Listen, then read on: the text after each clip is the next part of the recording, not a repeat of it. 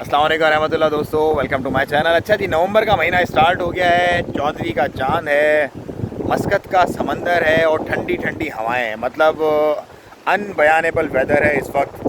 मस्कत में full season है और इन्जॉय करने का बेहतरीन टाइम है। तो अपने आप को भी इंगेज करें थोड़ा सा दुनियावी मसरूफियात से निकल के और नेचर को एंजॉय करें, क्योंकि ये बेस्ट टाइम है। नॉर्मली क्या होता है, बंदा पसीने में और शराबूर हो जाता है इस वक्त जब आप निकलते हैं समंदर पे। तो लेकिन अब ये जो अगले 3 महीने होंगे, मतलब फरवरी तक मौसम ऐसे ही रहेगा फंटास्टिक किस्म का। तो इसको मिस ना करें। ओमान में रहने वाले स्पेशली लोग जो हैं वो ज़रूर आउटिंग का प्रोग्राम रखें। अच्छा जी, ये तो थी एक एडवाइस अपने आप को फ्रेश रखने के लिए। नंबर 2, हिज़ मेजेस्टी सुल्तान हैथम बिन तारिक एक इम्पॉर्टेंट दौरा करने जा रहे हैं कतर का, जो कि अमीर कतर की इनविटेशन पे होगा।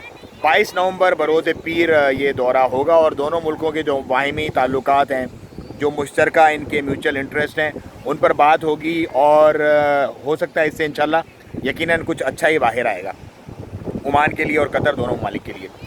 नंबर 2, ओमान जो है वो इकोनॉमिकली बहुत अच्छा प्रोग्रेस कर रहा है। ये मिनिस्ट्री ने जो डेटा एक जारी किया है उसके अंदर ये बताया गया और लग भी रहा है, क्योंकि अब बिजनेसेस वगैरह जो हैं वो दोबारा से फिर उठ रहे हैं। मैंने बहुत सारे लोगों से हाल अहवाल किए हैं तो कह रहे हैं कि अब अल्हम्दुलिल्लाह मामला जो पहले ऐसा था कि सब कुछ जेब से ही लगाना पड़ रहा था, कोरोना के बाद इतने मामला नहीं थे, लेकिन अब आहिस्ता आहिस्ता टेक ऑफ की तरफ जो है वो मामला जा रहे हैं। बिजनेसेस अच्छे ग्रो कर रहे हैं, अच्छे प्रोग्रेस कर रहे हैं। तो आप भी अगर इन्वेस्टमेंट का प्रोग्राम रखते हैं तो ठीक है, ये बेस्ट टाइम है, आपको अच्छी सस्ती इन्वेस्टमेंट मिल जाएगी, क्योंकि बहुत सारे लोग अपने कारोबार बंद करके गए हैं और अच्छा टाइम है उठने के लिए बिजनेसेस के। बाकी आपकी अपनी मर्ज़ी है, लोगों के बैड एक्सपीरियंसेस भी हैं, गुड एक्सपीरियंसेस भी हैं, लेकिन it's all about the time. ये टाइम बेस्ट है, मैं आपको पिछले 1-1.5 महीने से बता रहा हूँ, एक दफ़ा फिर बता रहा हूँ।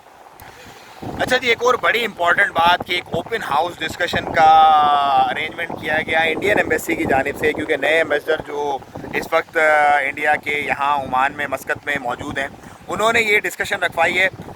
मैं इस कॉज को, इस एम्बेसडर के इंडिया के 100% सपोर्ट करता हूँ और मैं ये चाहता हूँ कि हर मुल्क की एम्बेसी जो इस ओमान में मौजूद है मस्कत में, वो इस तरह मिले अपने लोगों से, उसके मसले, उसके मसाइल, उसकी परेशानियाँ पूछे कि यहाँ पे बेसिकली लोगों को मसले मसाइल क्या हैं और किस तरह से वो उनको हल कर सकते हैं। तो ये जो एक गैप है ना बिल्कुल अफसरशाही के बीच में और लोगों के बीच में, इसको ख़त्म होना चाहिए। एम्बेसीज़ को आप ये कह लें कि फ़र्स्ट स्टेप हेल्पर होना चाहिए यहाँ पे उस मुल्क के रहने वालों के लिए।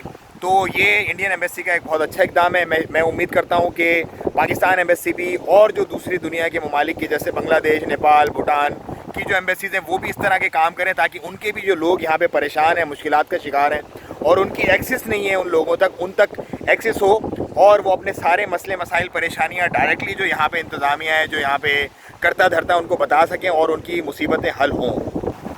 तो दोस्तों, ये थी आज की कुछ हाल अहवाल, कुछ अपडेट्स। मुझे दें इजाज़त, दुआओं में याद रखिएगा, अपना और अपनों का बहुत ख्याल रखिएगा। अस्सलाम वालेकुम रहमतुल्लाह।